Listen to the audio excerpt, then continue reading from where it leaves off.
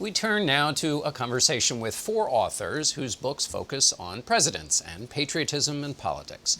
Ruth Marcus is the author of a new book that looks at one party's mission to control the Supreme Court. Supreme Ambition, Brett Kavanaugh and the Conservative Takeover. Michael Duffy is the co-author of The President's Club, Inside the World's Most Exclusive Fraternity. Susan Page is the author of The Matriarch, Barbara Bush and the Making of an American Dynasty, and the upcoming Madam Speaker, Nancy Pelosi and the Arc of Power. Our final panelist, John Meacham, joins us from Nashville. His latest book is The Soul of America, The Battle for Our Better Angels. It examines national divisions at critical times in our history. John, I am going to start with you. You wrote recently that this impeachment question tells us something larger. It's not just about a president. It tells us something about the country. So what are the stakes right now?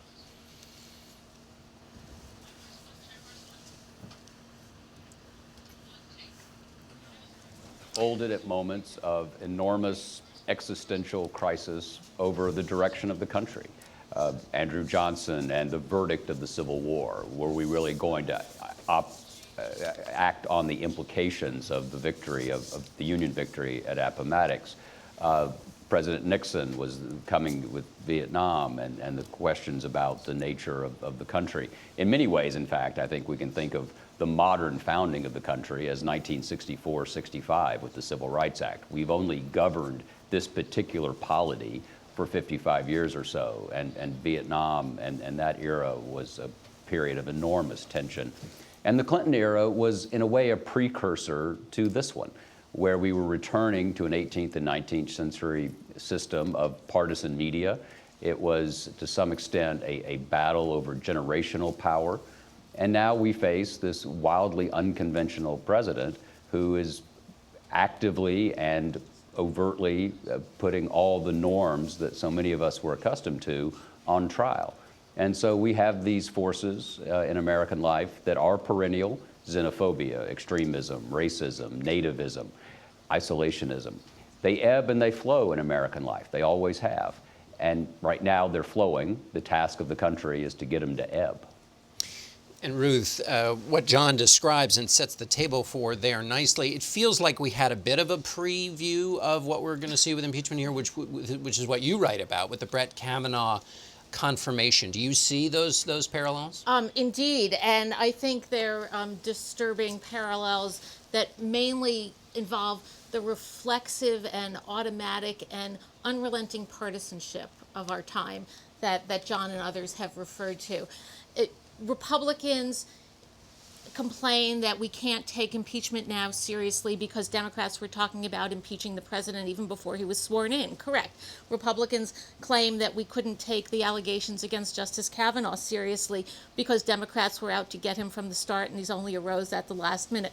Correct. But in both situations, the question is, were there serious allegations, are there serious allegations in the case of impeachment against the target of Democratic ire?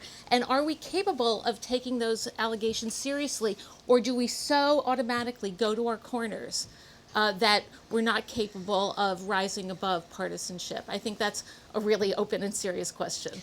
One, Michael, you wrote about, it's an extraordinary thing, Bill Clinton, when he was going through this, called Richard Nixon. So the idea that two presidents across that period of time would have a conversation, I mean, you can't imagine Donald Trump calling Bill Clinton that. No, I think Clinton admired Nixon's just resilience, the fact that he gutted it out. And, the famous quote from the Clinton impeachment experience was, "We'll just have to win this," when it was clear that he had done whatever he had done. And we're just going to have to win this. And I think he looked to Nixon and Nixon's experience as a model, because Nixon fought right up until the time the smoking gun came out, and then, of course, his party abandoned him. Both men were survivors, and both men fought like the Dickens to hold on to power until they, in Nixon's case, couldn't. One other thing about that relationship, it would fall to Clinton, of course, to eulogize Nixon in 1994 when he finally died, 20 years after he left office. And Clinton's famous remark at the eulogy was, "May the days of judging Richard Nixon on just one part of his life be brought to a close, which of course was a benediction and a prayer for him and all presidents. Rather convenient. Yes, he was making an appeal for the long, sweeping view. And for all the presidents who would right. afterwards. Susan, I want to ask you about another part of this drama, which has really struck me, is during the testimony in front of the House Intelligence Committee, a lot of the witnesses did not just start with the facts of the case. They, in writing, we talk about going up to 30,000 feet. They talked about the role America plays in the world. They talked about their immigrant backgrounds. What did you make of that? This was the impeachment hearings were in many ways kind of a dispiriting episode both because of the allegations being made and because of the partisan response to them. But I thought it was inspirational to hear from these witnesses, career public servants, who started by talking about their immigrant backgrounds. Two of them immigrants, one of them the child of immigrants, families that had fled Nazi Germany, had fled the Soviet Union, had come here for greater economic opportunity, loss of a class structure. And they talked about how grateful they were to America for taking them in, giving them this opportunity. And that was one reason they had chosen the path of service that they had. I thought that was the best moment. It was a reminder of what Americans want to protect about our country that seems often just so battered in these times. Right. In this room is not just the behavior of a president, but questions of bedrock, basic American values that everybody is also fighting over. John, I want to get your thoughts about the task before the House Judiciary Committee this week, which is to start looking at the Constitution and what guidance it gives for this inquiry. What wisdom do you think the document or that summer in Philadelphia should give us in terms of thinking about this?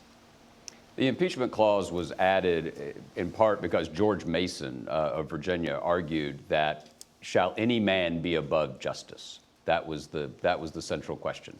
And the question that the framers tried to argue and answer was that there had to be a check and a balance on the executive. The entire insight, remember, of the guiding insight of the Constitution was that we would screw everything up. And we've done everything we can since then to prove them right. It's a fundamentally human document informed by a kind of Calvinistic insight that we would be driven by appetite, we'd be driven by ambition, we were shaped by shortcoming and sin, and therefore sovereignty had to be divided. All power could not be given to any one element in the Republican, lowercase r, contract. And so impeachment was a hugely important element there. The article is very short. It's about treason, bribery, and other high crimes and misdemeanors. The latter phrase comes from the English common law. And as Gerald Ford famously remarked, a high crime and misdemeanor is whatever a majority of the House of Representatives says it is at any given moment.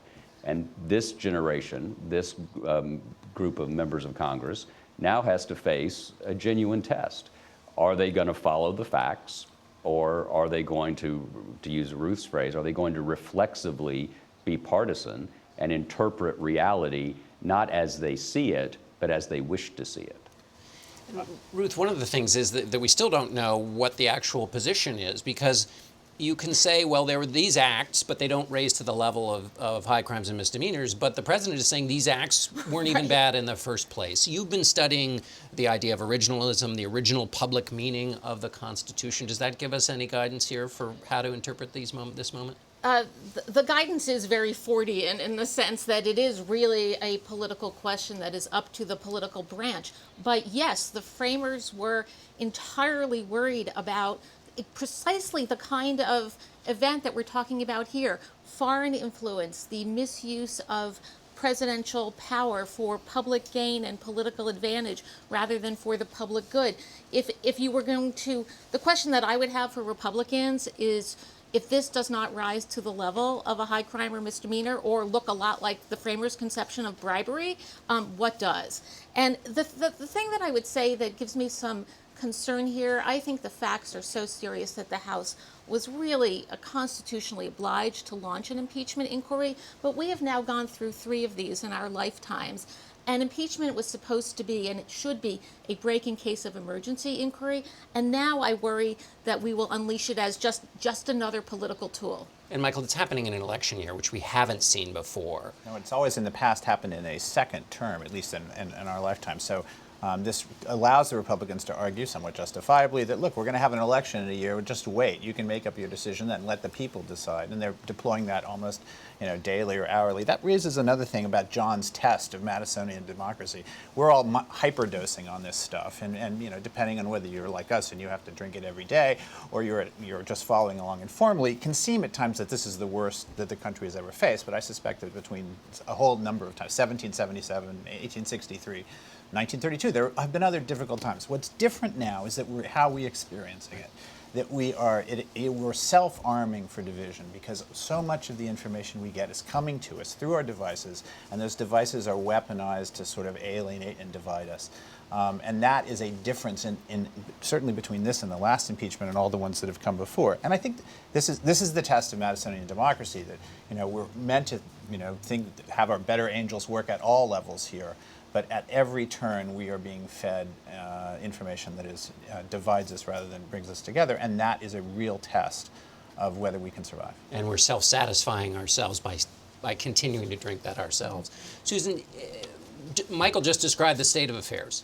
Nancy Pelosi didn't want to go down this impeachment road, felt like she had to. What is the state of the Nancy Pelosi view of the world as she tries to hold on to power at a time that we're in this volatile moment? Well, this is very much what Nancy Pelosi predicted would happen when she was holding off some Democratic instincts to impeach the president months ago, years ago, since soon after his election, which is that it would be divisive for the country and you shouldn't go forward unless you could get bipartisan support. But then you had the Ukraine phone call come out, and I think at that point she decided that you had no option, as Ruth was saying. You had, if not this, what would be impeachable, had to go forward. She has tried to keep the focus narrowly on the Ukraine matter, to keep the timetable going incredibly fast. The speed of this impeachment inquiry is really quite breathtaking, with the idea that we're going to see articles of impeachment perhaps this week. We're going to see a vote of the House before the end of the year, and then it goes to the Senate. And I think the instinct in the Senate is also, let's do this and get it off our plate. Michael, before we go, I want to ask you about the 2020 election. I don't know whether when I worked with you or somebody when we were back at Time Magazine said every election is about one question. Maybe they didn't say that, but I'm going to. What is the question of this election? Well, all elections are about hope or fear, and whether you or about change, and whether you hope for change or fear it. I think at the moment this is unquestionably is whatever they think about impeachment in a year, given what Amy said in the previous segment, this will be a referendum on Donald Trump, no question. And impeachment may play into that. Both sides think it's going to help them. That's what's so interesting. The Democrats think they have to push this through and have this test and show that they have done it in order to help build their support in their base. Republicans, I think, increasingly think this will build our base as well and turn out the people who believe Donald Trump. I disagree. I think both parties think they hope it helps them. Mm-hmm. I think both parties fear it's going to hurt them. And I think at this point it is impossible to figure out exactly what the politics of this issue is going to be. Let me ask the final question to you, John Meacham. David Rubenstein suggested it takes 40 years before you can weigh in on a president. What's your view on that? And we should let people know that you weighed in on George Herbert Walker Bush before that timeline. 25. Michael Beschloss, our friend, says 25 years, and so I'm a Beschlossian on this important question. And I think that's about right. 40 years is biblical, and so therefore we should be for it. But I think 25 at least worked for me. And I would say, if I may, President Bush died a year ago yesterday.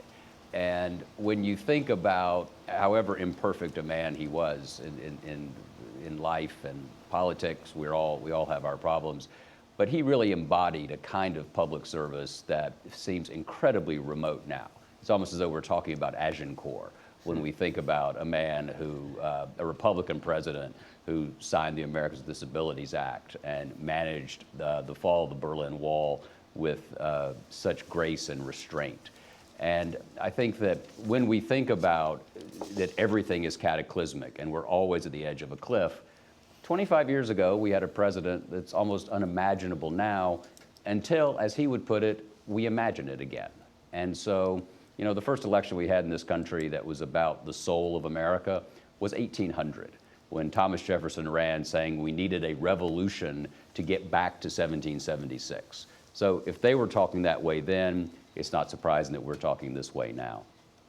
All right, John Meacham, thank you so much. And thanks all of you for being with us. We are going to ask Ruth to stick around for a few more minutes, and so you do that too. We'll be right back.